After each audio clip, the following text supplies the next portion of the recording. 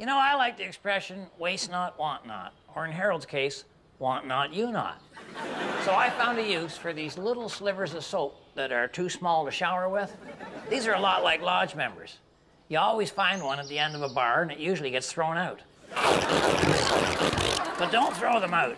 Instead, cut them into little pieces the same width as the legs of your kitchen chairs. And then stick them onto the bottoms with the handyman's secret weapon. See, these things will stop the chairs from scratching your linoleum. Just as good as those felt pads you can buy at Dalton's store if you're absolutely made of money. But that's not all it can do. Because the next time your wife asks you to wash the floor, you don't even have to get up.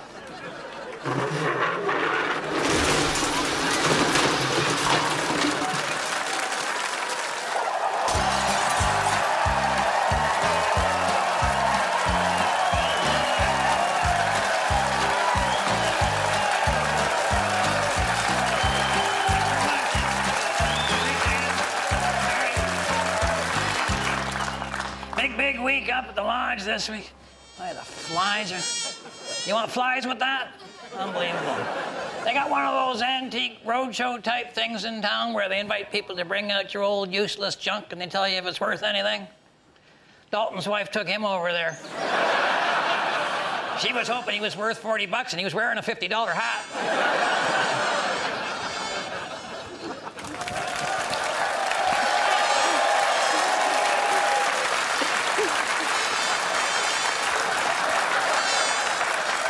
You are so fly. Yeah? Well, you are so bug. Well, maybe you won't feel that way about me after I'm stinking rich. Yes, I will. I just won't mention it. And how are you going to get rich, Harold? Are you going to sue your parents? Because I think you have a case. No. I have a treasure. Something priceless that I've managed to hold on to since childhood. Can't be what I'm thinking. Oh, man. What? Well, do the words, hello, Dolly, mean anything to you? It's not a doll, it's a priceless porcelain figurine. Yes, it is, and when the appraisers see it, they'll confirm my suspicions. Harold, seeing you with a doll confirms everybody's suspicion. I'll show you what a treasure looks like. Look at this baby right here. See this? That's a genuine turn-of-the-century antique fishing basket. This is like a family heirloom, Harold. This is my most prized possession. Oh, more so than the possum van? How can that be? You know, Harold, sarcasm is a dangerous tool. Well, I've learned from the best, the dangerous tool himself.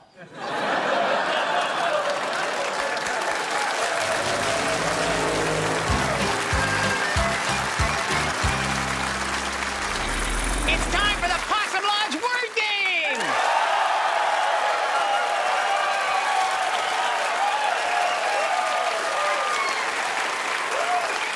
Tonight's prize is a free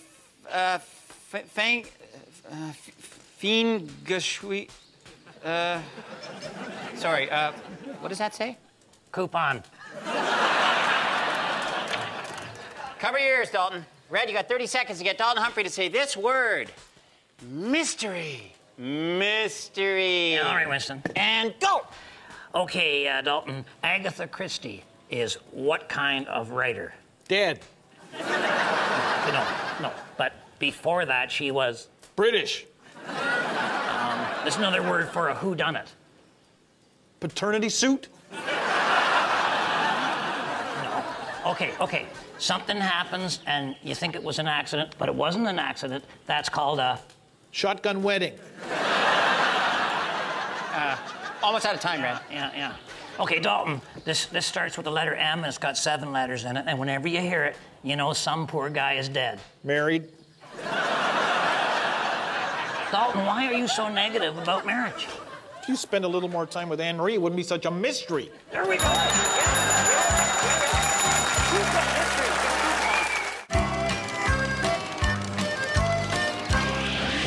Joining me today at Harold's Hobby House to tell us all about his hobby is urban legend and rural myth, Mr. Hap Shaughnessy.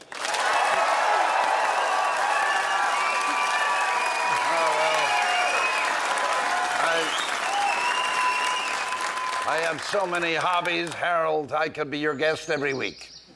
Well, I think maybe we should focus. Well, exactly. So I zeroed in on my love for art and my ability to evaluate great paintings. Oh, okay. And you can do that as a hobby? Oh, sure.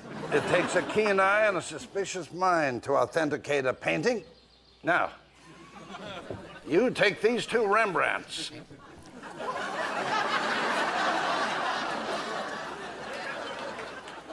Would you have guessed that one of them is worthless? I would have guessed more than that. You know, you don't often see black velvet paintings done by the masters. Okay. Now, that's very good. And if you look closely, you'll see that this painting has the same type of black velvet that was popular in France in the late 1800s. Yes, but Rembrandt was in Holland in the 1600s. Right. And that's how we know this painting is a fake. Now then, the other one is the true Rembrandt. Another clue is his signature down here in the corner. Yeah, that's not how you spell Rembrandt. There's supposed to be a D. That's a silent D, Harold. At that time, all silent Ds were written with invisible ink. Whatever was I thinking? Now, don't feel bad. You just haven't done the research. You don't know the history. As you get older, Harold, you'll find that history is the truth. Oh, really? Because when I speak with you, I oftentimes feel that the truth is history.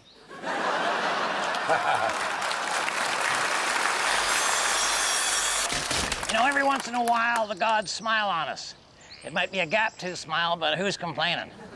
See, we had this old, rundown, outdated hospital in Port Asbestos. Well, last month, they closed it, which they figure will save thousands of lives. They opened up a new, modern facility with real doctors who do things like wear rubber gloves, which can make all the difference. And the lucky part is, I managed to get my hands on all this used hospital gear. Now, I'm not a doctor, don't even play one on television, but I believe I can transform this old medical equipment into something cheap and useful, the exact opposite of what it's been so far. Now, this unit is called a gurney, which is a medical expression for horizontal wedgie. But the beauty of this baby is the adjustable height. I'm going to take her down as far as she'll go, because that gives me the lowest center of gravity, and when the horizontal wedgie kicks in, I won't have as far to fall. Now, the reason for the low center of gravity is because I'm actually building a self-propelled vehicle out of this junk. If you already figured that out, you're starting to think like me, and you might want to warn your loved ones. Now, of course, using the gurney tires as drive wheels would be stupid. So instead, I'm going with these high-precision, oversized rim wheelchair racing tires. Mount the wheelchair backwards on one end of the gurney and make sure she's on there good and solid. Not only able to handle high speeds, but also high-speed accidents. Okay, got my drivetrain all hooked up. A couple of cordless drills mounted on some IV stands did the trick. But I need a little extra speed, because if people see those IV stands putt-putting along, they'll start calling me a slow drip. See, the beauty of going with electric drive is it's real easy to amp up the horsepower. The drills have got 18-volt motors in them, but these emergency hospital batteries are 24 volts each. Now, you may call that too much juice. I call it a good start. I'm hooking the batteries up in series, so I'm actually going to have 72 volts running through the drills. They'll go like stink, but not for long, which is fine with me. That's the same prognosis my doctor gave me. Now, for those safety nuts out there, I got this anchor attached to a chunk of surgical tubing. That'll give me a soft but effective braking system. I call it ABS, a big stretch. My wife just calls it BS.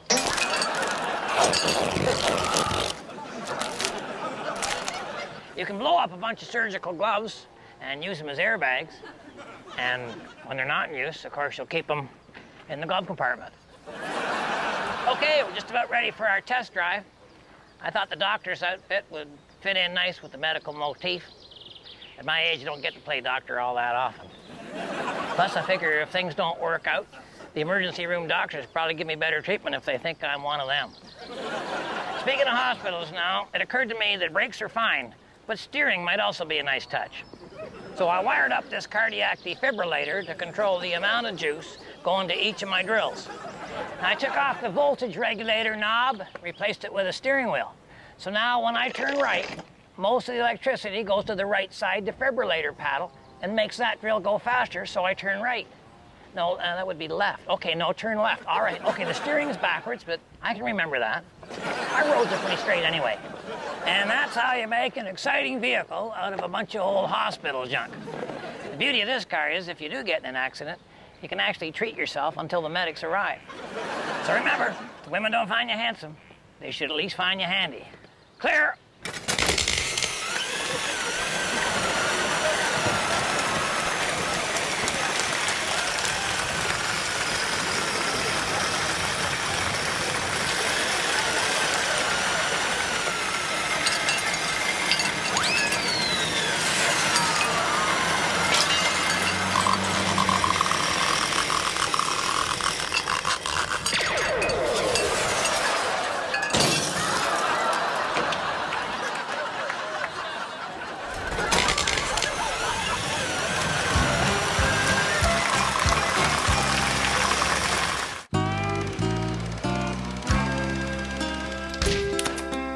Few father and son businesses in our area. You know, like Jones and Son Heating. It's always someone and son. Of course, the someone has a name. The son is just a son. You never see Dad and Jones. Now, when you're the father, it's probably natural to want your son to follow you into business. It's one of the many downsides of success. And you should remember, there are about 10 million different careers out there, and they keep inventing more. MP3 driver repairman, reality TV host, gay bar bouncer. Maybe your kid would rather be one of those. You may think he's like you, but if he doesn't share your taste in music, TV, movies, food, or tattoos, is he going to share your taste in jobs? Or maybe you just want him to be like you. Check with his mother. That may not be such a hot idea. Instead, let the kid decide for himself. Think of how many times a year you go and visit your dad. How'd you like to see him every day on the other side of your desk? You'd be even lazier than you are now. It's one of the laws of nature that when the father rises, the sun sets. Remember, I'm pulling for you. We're all in this together.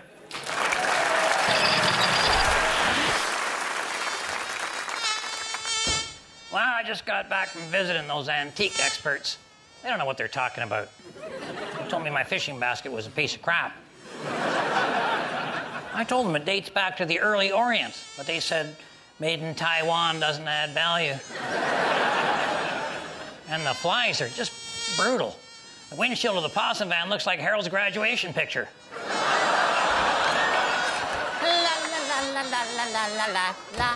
Okay, that's it, Harold. Step away from the doll.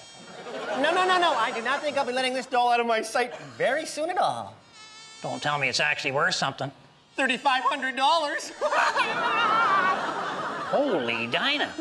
Well, you need to put that somewhere safe. Somewhere where nobody but you goes. How about your bedroom?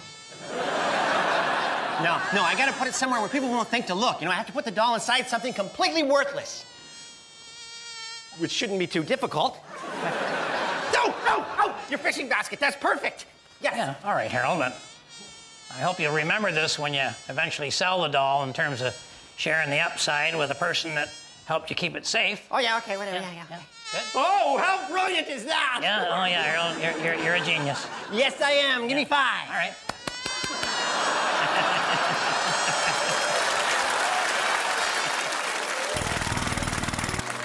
Bill and Walter decided to do a little skateboarding, and Bill couldn't even get out the door. That's a good sign.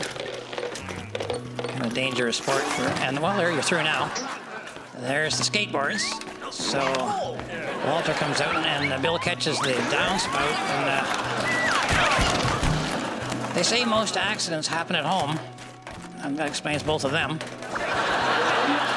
So Walter's looking at the clogged drain pipe. I'd blow it out. Oh. There, she seems clear as a bell now. So he apologizes to Bill and gets cleaned up and everything. And then Walter notices that the entire eaves trough is just covered with leaves and twigs and what have you from many seasons. So they're thinking maybe they should clean out the eaves troughs and they can probably combine the hobby with the job. Use the skateboards on a ladder. So Bill's going to attach. Then they can roll the ladder along and clean out the eaves trough as they go. But Walter misunderstood and put it on his end. So now you got what we like to call a double ender.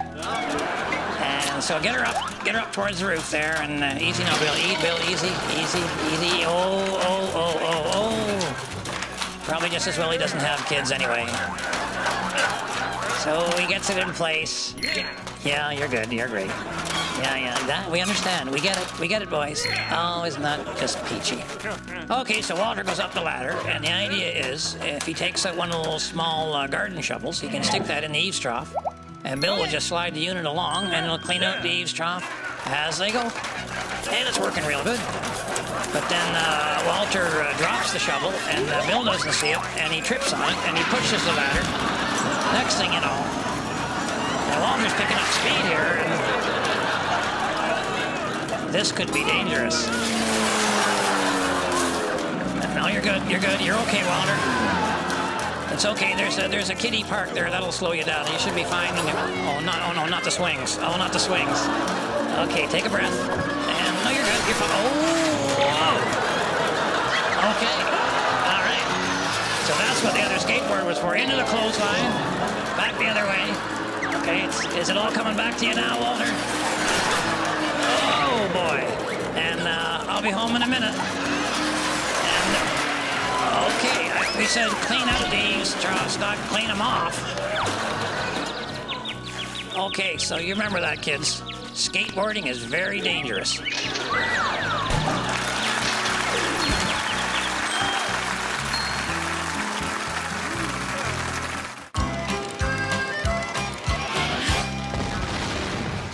You know, when you live in our climate, guys have to make a tough decision.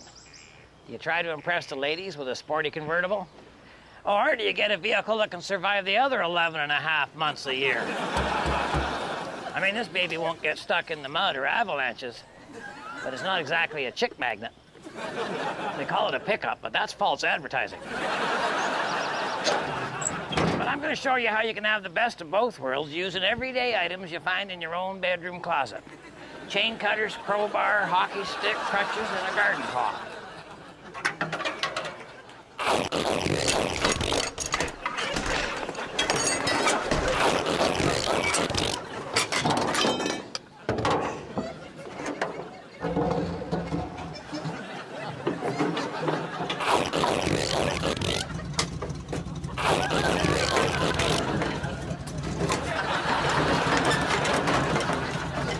When the cold weather starts in late August, you put everything back where it was, but until then, you get the fun and glamour of a convertible. As far as the girls go, I mean, the main thing is to get attention. And believe me, you'll get attention.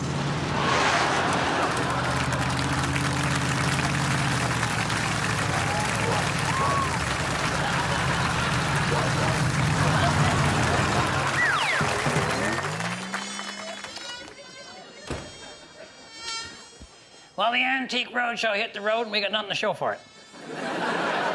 Other than Harold, the only guy who did okay was old man Sedgwick, because he had these shoes that dated back to the mid-1800s. They said they were worth $5 grand, but he wouldn't sell because he's still wearing them. Hey, Red. Yeah. Have you seen Harold? Yeah, he's downstairs hanging strips of flypaper. Oh, yeah? Here he's getting into the collectibles business now. I got a doll to sell him. Dalton, that's a G.I. Joe. Yes, but it's valuable. I'd like $3,500. But, you know, I'm prepared to let it go for 17 bucks. I'll tell him you're here. Hey, Harold, come on up here for a minute. I can't! I'm stuck in the flypaper! Oh, man.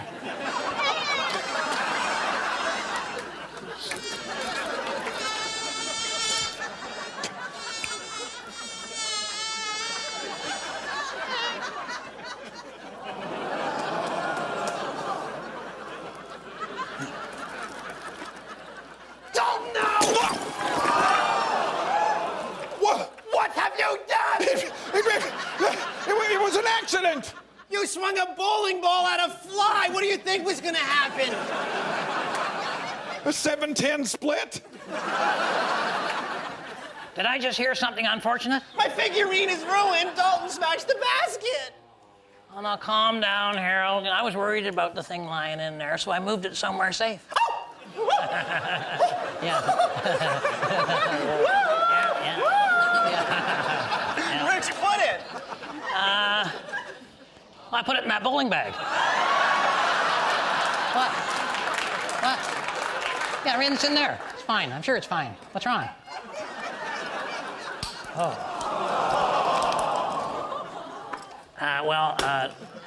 Dalton, I think you should give Harold your G.I. Joe. Yep. G.I. Joe? Yeah. Okay. Meeting time. Yeah, you guys go ahead, eh? I'll be right down. Okay, if my wife is watching, I'll be coming straight home after the meeting. We all learned an important lesson today, that the only value of something is in using it. Get it? And the rest of you, thanks for watching. On behalf of myself and Harold and the whole gang up here at Possum Lodge, keep your stick on the ice.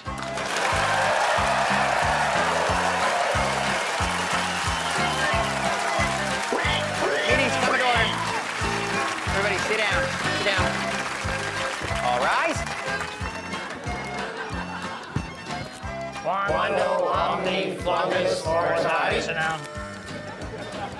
Bow your heads for the man's prayer. I'm a man, but I can change if I have to, I guess. Okay, great news, man. Now that we've proven that everything in the lodge is worthless crap, we qualify for cheaper insurance.